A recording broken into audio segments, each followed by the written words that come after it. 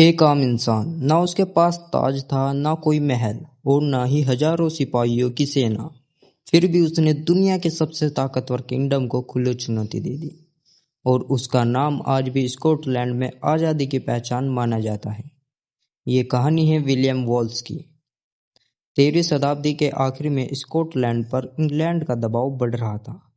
England का राजा Edward चाहता था कि स्कॉटलैंड उसके अधीन हो जाए। स्कॉटलैंड के लोग आज़ादी चाहते थे। उन्हीं लोगों में से एक नाम था विलियम वॉल्स। ये एक आम आदमी था। विलियम वॉल्स कोई राजा नहीं था, ना उसके पास बड़ा महल था और ना ही हजारों सिपाही। लेकिन उसके अंदर एक जज्बा था, आज़ादी का जज्बा। जब इंग्लैंड का अत्याचार अपनी सीमा पार करने लगा तब वॉल्स से रहा नहीं गया। कहा जाता है कि एक इंग्लिश अधिकारी के अत्याचार के बाद वॉल्स ने अपना पहला बड़ा कदम उठाया और बगावत शुरू कर दी। शुरुआत में उसके साथ सिर्फ मुट्ठी भर लोग थे, गांव के नौजवान, किसान और वो लोग जिनके पास खोने को कुछ नहीं बचा था। लेकिन वॉल्स की हिम्मत और उसके विचार धीरे धीरे जंगल की आग की तरह फैलने लगे। गांव गांव से लोग उसके साथ जुड़ने लगे। जो लोग कल तक दबे कुचले थे वो अब हथियार उठाने लगे। देखते ही देखते एक छोटी सी लेकिन जोश से भरी सेना तैयार हो गई, जो बड़े राजाओं की सेना नहीं थी बल्कि आज़ादी के लिए तड़पते लोगों की एक छोटी सी फौज थी।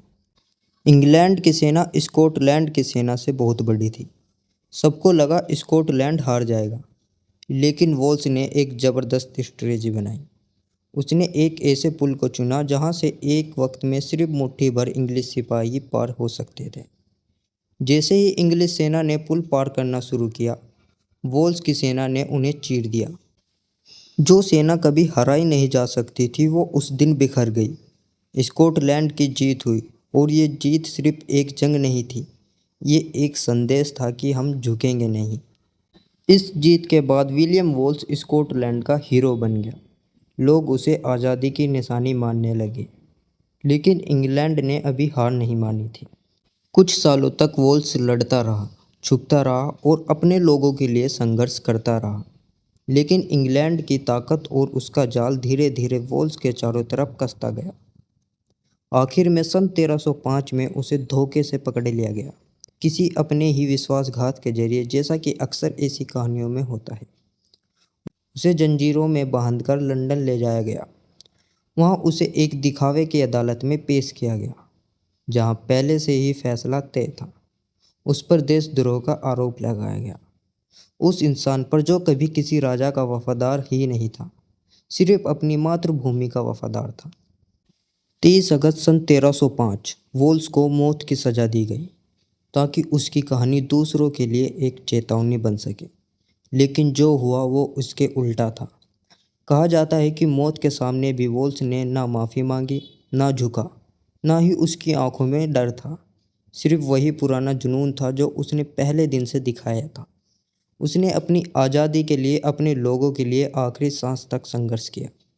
उसकी मौत के बाद इंग्लैंड ने सोचा कि बगावत ख़त्म हो गई, लेकिन सच ये था कि वॉल्स की कुर्बानी ने आग को और भड़का दिया था। स्कॉटलैंड के लोगों ने लड़ाई जारी रखी और कुछ ही सालों बाद रॉबर्ट द ब्रुस की अगुवाई में स्कॉटलैंड ने अपनी आज़ादी हासिल कर ली। विलियम वॉल्स एक राजा नहीं था, उसके पास ना ताज था ना ताकत, लेकिन उसने साबित कर दिया था कि कभी कभी एक इंसान का हौसला, एक इंसान का जुनून पूरी हिस्ट्री का रुख बदल सकता है। उसका नाम आज भी स्कॉटलैंड की हर गली में, हर कहानी में जिंदा है, आज़ादी के उस जज्बे की तरह जो कभी मिट ही नहीं सकता। वैसे एक इंटरेस्टिंग बात यह है कि विलियम वॉल्स की ज़िंदगी पर 1995 में ब्रेव हार्ट नाम की एक फेमस हॉलीवुड फिल्म बनी थी। इस फिल्म ने 5 एकेडमिक अवार्ड जीते थे, लेकिन इस मूवी के कई सीन्स असली हिस्ट्री से अलग दिखाए गए हैं। असली विलियम्स वॉल्स की कहानी और भी ज़्यादा रोमांचक थी।